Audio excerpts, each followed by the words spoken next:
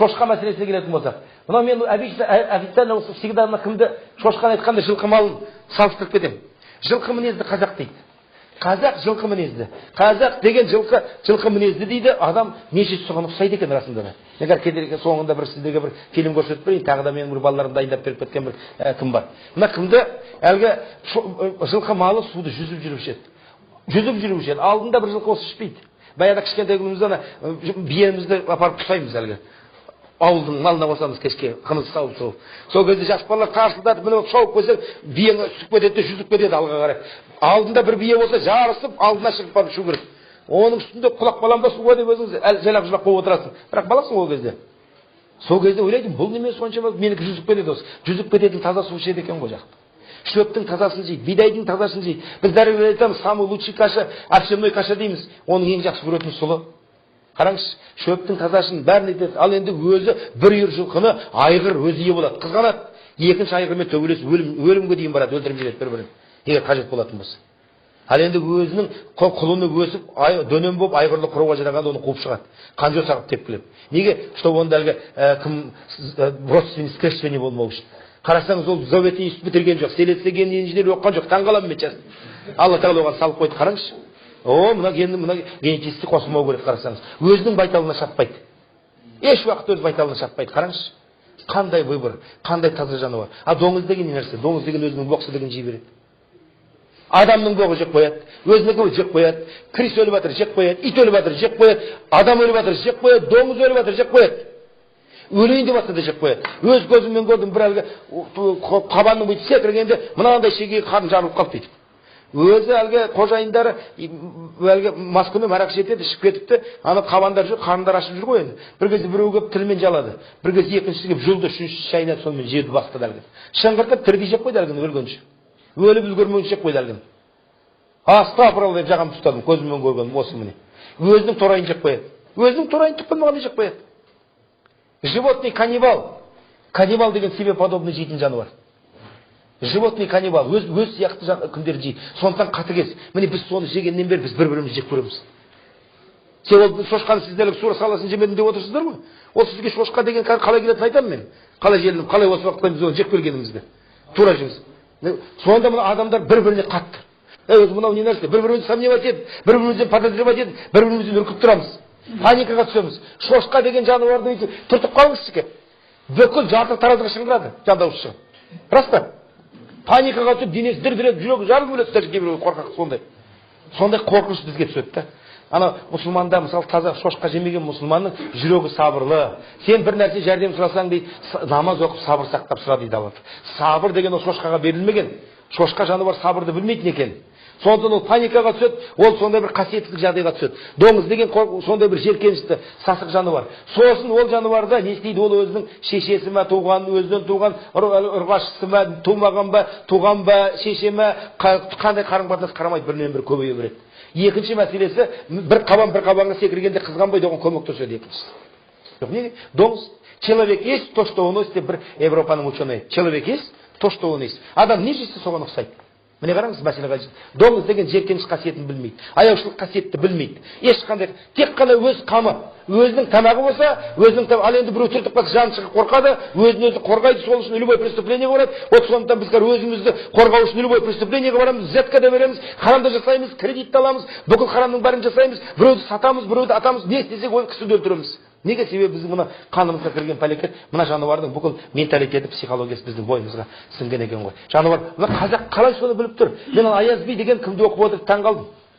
Аяз би деген бір кімді оқысаңыз, осыны психологияны түсінуге болады. Аяз би деген кімде жазады? Бір патша болады, әлгі патшаның қырық уәзірі болады, қысқа кәлемді айтып тастайын. Әлгі қырық уәзіріне маған дейді құстың жаманын, әлгі енді шөптің жаманын, сосын адамның жаманын алып келдіріп жүреді. Енді әлгілер барады да бір қарақойға деген бір шөп, қарақойға деген шөпті алады, ол әлгінің жоқ, қарақойға емес айтпақшы, кімді алады әлгі? Сексеуілді алады.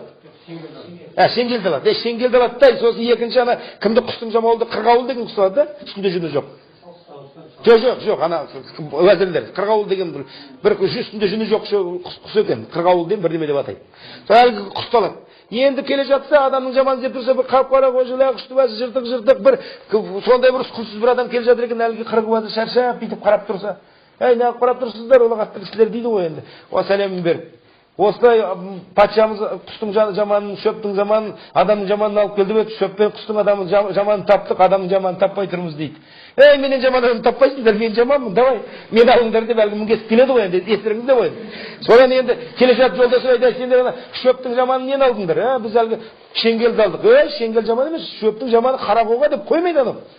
Сол шеңгелді тастатқызып қарақоға салғызады. Енді қырғауыл деген құстың жаман деп алған екен, жоқ деп одан құстың жаманы сауысқан деп сауысқанды алғызады.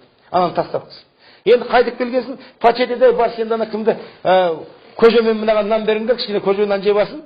Содан кейін бұл сөйлесерміз, ал енді шөп пен құстың жаманын көрсете бер деп. Шөптің жаманы қарақоғаны көрсе, мен шөптің жаманы шеңгел, қалай қарақоға? Біз оны шеңгел алып едік, мынау жаман бізге болмай, осы қарақоғаны алғыздық. Құстың жаманы, мен қырғауыл деп есептеймін. Жоқ, біз қырғауылды алып, сауысқанды алғызды болмай. Шақырыңдар жаманды, абасына айтесің, неге неғып оны тастатты. Шақырып алып, сұраса, мен дейді шеңгелді жақсы дейтін, оны жаман емес, қарақоғаның жаман дейтін, оны не жылқы жемейді, не жануар жемейді, ең сиыр екен, сиыр мүйірін сүйріп жемей қояды. Отқа салсаң, отқа жанбайды, ешқандай кімі жоқ. Шеңгелді отқа салсаң жанады. Қызу шоқ береді, тамақ пісірем, жылынан қасында, жақсылық көрем, түйе жейді, басқа да жануар жейді, ол жақсы шөп дейді. Мынауың жонға келеді екен расында да. Ал енді құстың жаманы сауысқан дегенім, ананың үстінде жүні болмасын, ол халал жануар. Құс оны жеуге болады, оның бола тобымен жүреді. Сауысқан өмір жалғыз ұшады, жалғыз жүреді, еш уақытта қатар ұшпайды. Ұры өзінің жұмыртқасын біреу ұрлап салып кетеді, басқа кім етіп кетеді, сондай бір нашар құс болғасын, құстың жаманы сауысқан деп есептедім. Сен мынаны біліп тұрған осал адам болмадың ғой. Оны кім жаман деп болмадың ғой. Ондай болатын болса сен менің өзіме де қарай қойшы деп сұрақ қояды. Әлгі қарап отырып айтады, мен неше атамнан хан екен осы деп. Сен ешқандай атаңнан хан емессің, өзің ғана хансың дейді. Сен не деп тұрсың ғой? Кім не жазып тұрсың? Мен 40 атамнан ханмын, анандай хан, мынандай хан деп хандардың бар. Жоқ, кешір, сен бір ешқандай хан емессің, ешқандай тегінде хан жоқ, сен Наубайдың баласысың дейді. Мынау не деп тұр, әкел шешемді, болмаса мен мынаның басын алам дейді ғой. Шешесіге мен білесіздер да, зарилеп жылап кеп ойпырмай, біреудің қанын мойныма жүктемей ақ қояйын. Сенің әкең қыз туа бергесін, әйелдерін өлтіре берді да, сонымен мынаған келген кезде менде де қыз болатын болғасын, Наубайдың баласында ұлы болатын болғасын. Соған мен әлгі екеуміз ортада келісіп, бүгінде туады екеуміз, біріміздің кіндігін бірімізге бір табақ алтын беріп, сонымен оның ұлын мен алып, қызын соған бермеймін, мынауың сол жаманын біліпті дейді да. Сен расында да Наубайдың баласы едің. Мен Наубайдың баласы екенін сен қайдан білдің дейді.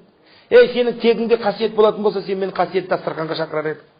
Мені қадірлер едің, сен бардан көжемен нан бер дедің. Наубайдың баласы екен айтады, сенің тегің солай деп.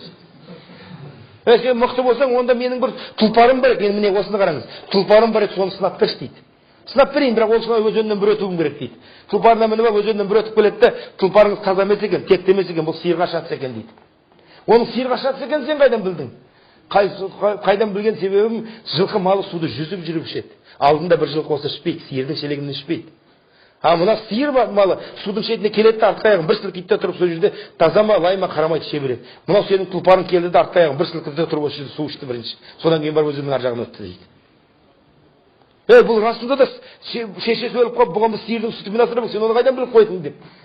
Сонда әлгісін айтады, міне артқы аяғын сылқып қойып тұрды деп. Неге? Себебі ол сиырдың сүтін тамақтанғаннан кейін ол соған ұқсады.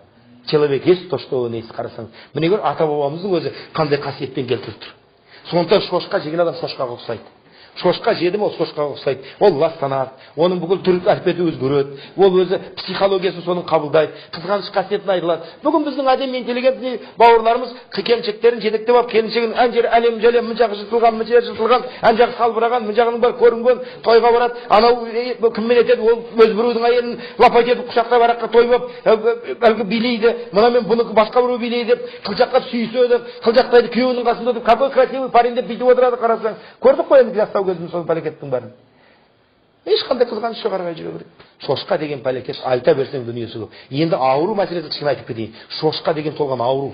Мына орыстарға айтсам, тыржи өздері шошиды, Захария ағамыз айтқан.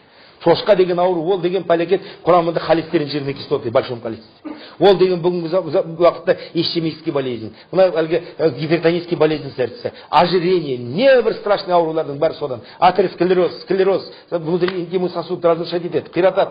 Кроме этого, оның етіне паразиты, различные паразиттер өзінің жұмыртқасын салады. Мынандай мысалы цистицеркоз, эхинококкоз, свиной цепень, трихонелла спиралис деген пәлекеттер. Әлгілер жұмыртқасын салады. Трихонелла спиралистің бірақ бір мезгілде бүгін бір ауру кеп бүйтіп көздің басыма. Всю ночь, доктор, я устал, деді. Не болды десе, көз жіберіп қалса болды, көздің қан шығады сразу. Қайтадан басады дейді. Қолын бүйтіп алып қалсам, қайтадан қан шығады дейді. Не понял, амбулаторно артып қарасам, трихонеллез деп жазып қойыпты. Трихонеллез спиралис. Бүкіл нервный окончание кальцинировать дейді. Мына сонда глазной нервті кальцинация жасап тастағаны, анау көзі бүйтіп қозғалып қалса болды, сатрет кесіп түсіреді. Мынау остеохондроз, ата-бабамыз бұрын ауырмаған хондроздың бәрін тауып атқанымыз, сол шошқаның жегеннен кейін біздің барлық жерге откладывать етіп, закладывать етіп жатыр ол пәлекет. Шошқа деген пәлекеттің екінші бір үлкен мәселесі бұл, мына кімді әлгі большом количестве гормон роста деген бар. Оны жеген әлгі шошқаны жеген шошқаға ұқсайды. Қарасаңызда жақсылап мына шошқа көп жейтін шошқа жайын орыстарға қараңыздаршы, мұрнын қойып, құлағы бүйтіп салбырап, былай қойып, бәрі кім еді шошқаға ұқсайды. Гормон роста, құлақ өседі, челюсть өседі, мынау өседі, бәрі бүйтіп өсіп. Енді бір таныс жігіт бар, аумайды әлгі қабаннан өзі тұрып. Алла сақтасын. Рас, кәдімгідей солай өзі аумайды. Өз түрі де қызарып, кәдімгі кожасына солай ұқсап кетеді, кім етіп кетеді, денелі қып-қызыл шақа болып, бір түрлі болып, бір өзгеріп кетеді шын айтқанда. Ол шошқа жеген пәлекеттің. Сосын қызғаныш қасиеті жоқ, ішкендері арақ, пиво, разврат, кесапат, хихи, хаха, анекдот. Міне, шошқа деген пәлекетіңіз осындай лас, осындай былық, айта берсе бұл шошқа туралы көп не айтуға болады. Еще оның құрамында имидазол, гистамин деген бар. Ол кожный заболевание шақырады. Мынандай заболевание как ата-бабамыз біздің ауырмаған экзема деген, псориаз деген, не бір әлгі свиной язва деген, трофический язва деген, не бір пәлекет аурулар тауып болдық қазір. Свиной рожа деген, біз ауырмаған аурулар, қазақтар қазір дерматологист болса толып жатыр, аяқтарын бүйтіп көтеріп қойып. Оның бәрі неге болып жатыр? Мәселе қызық мынада екен. Мынау әлгі шошқа жегенде, мынау шошқаны енді әлгі гидролизге ұшырамайды дедік қой. Енді шошқа бізге қалай кірген екен? Вот осы мәселелерге қарап көрейік. Шошқаны біз тура саласын жеген жоқпыз. Анасын жемедік. Енді не істеді? Шошқа әлгі гидролизге ұшырамайды дедік. Ерімейді. Сондықтан обычный жануардың майын салсаңыз, анау колбаса жасап, обычный майды салсаңыз, ол ерейді, сморщенный болып қалады. Теряет вид продукт. Виді болмағасынан товарды кім алады? Товарный вид исчезает етіп қалды ғой. Сондықтан шошқаның майын салып кеп жерсеңіз, шошқаның майы ол колбаса вид теряет етіп сасып кетсе де ол сол күйінде тұра береді. Ол сасып көпің болып тұр, ол сол күйінде тосиып тұр, формасын ұстап. Сол сияқты сондықтан оны маргарин, колбасный изделие мен маргаринный изделиеге шошқаның майы пайдаланылды. Өзіңіз ойлаңыз. Шошқа, енді маргариновый изделие, маргарин не шығарады? Маргариновый изделие, маргариннің өзі шығады. Бүкіл жири, который біз табақ пісіретін, бүкіл әлгі кімдер шығарады. Одан басқа не нәрсе, сливочный масло, біздің крестьянский, деревенский, жайлау, майлау деп не бір айтып адым, соның бәрі сол маргарин заводынан шығады. Оның бәрі енді мына кімнің әлгі бүкіл подсолнечный масла, шедевр, анау-мынау деп жатырмыз. Мына бүгінгі кетчуп, майонездердің бәрі сол жерден шығады. Значит, біздің пісіретін тамағымыз, кондитерский изделиеміз, жейтін нанымыз, басқаның бәріне ол пәлекет араласып кеткен екен де. Сондықтан біз тура шошқаны көрмегенсің, біз енді мына шемішкенің майын құйып жатырмыз ғой. Біз мына кімді понимаете, сиырдың сүтін ішіп жатырмыз ғой деген сияқты ойдамыз. А шошқа бізге ол бершіден жерде кіріп тұр екен мәселе қайтып жатыр. Бұл деген страшный мәселе. Сондықтан маргариновый изделиеге біз қатты арқамыз терлеген сол. Біз мына колбаса, ет жөндеп жатырмыз, маргарин не болады? Алла тағала дұғаны қабыл етеді екен. Барса қабылдамайды, үйтсек бүйтпейді. Сосын бір күні Алланың нәсібімен мынау бір сабырлық Алла тағала бере салды өзі. Бір күні 4-5 жігітім дерті болып, маргарин заводы келісіпті, бізді семинар консалтинг өткізуге дейін аңқылдап жетіп бардым Тарсыдан. Енді маргарин заводына жетіп барып, кірсем, бір ғана келіншек әйел отыр, кемпір, Татьяна Владимировна деген. Ешкім жоқ, әлгі Дархан деген жігіт өзі бір горячий жігіт, боевой осы. Маған келді, барадаға болмайтын болды. Бір кемпір отыр, жалғыз орыстың, басқа ешкім жоқ. Че будем, сол кемпірмен отырамыз? Алла енді Алланың бізге берген сол кемпір болса, сол кемпірге сабыр сақтап үйретеміз, қазір айтамыз. Осылай 3-4 сағат оқыдым әлгі отырып лекциядан. Әлгі жалғыз кемпірге. Кемпір үндемей тыңдап отыр. Ұйықтап отқанын білмеймін, тыңдап отқан әйтеуір тыңдап отыр. Бәрі біткеннен кейін кемпір қызды маған әлгі подсолнечный масламыз біздің таза составы мынандай деп әкеліп ішкіземін деп, ананы бүйтемін деп өзін дәлеп қылды. Сонымен әлгі кемпірге енді бәрін жеткізіңіз басшыңа деп кетіп қалса, 3 күннен кейін 4 күннен кейін бүкіл руководство жиналып шақырды. Алматыда да, Қарағанды, міне Құдайға шүкір, қазір животный жир деген жоқ. Оларда мысалы гидрогенизированный, концентрированный растительный жир, пальмовое масло использовать. Қарағандыда да, Алматыда да. Енді бұл оказывается ведущий маргарин заводтар екен. Средняя Азия мен жарты перспективті деліп обслуживать етеді. Жігіттер сондықтан қуана беріңіздер. Три желаниенің барлық кімдерін алып қарасаңыздар, бәрінде халал знак тұр қазір өзі. Три желаниенің бүкіл кімін алып қарасаңыздар, халал знак. Шедевріңіз, медевріңіз, бәрінде халал знактар тұр. Сөйтіп маргариновый заводтар Қазақстан халал өтіп, Алла тағала бізге сондай бір жақсылығын сыйлады. Енді кондитерский изделиеде қиналып жүредік, кондитерский изделиеге алып келіп, міне Алланың нәсібімен мұны рахатпен өтетін болып, міне қазбек бауырымыз живой свидетель болып келді, рахатпен өркер хамиле халал өтетін болып, Алланың нәсібімен міне кеше де қаға, міне Алланың нәсібімен сондай бір жақсы қуанышты хабар. Өзі лично менің қолымды ұстап, менімен суретке түсіп, обещание берді ана, папилюшка. Полностью, мне все ваши требования выполнили, вступлю в халал.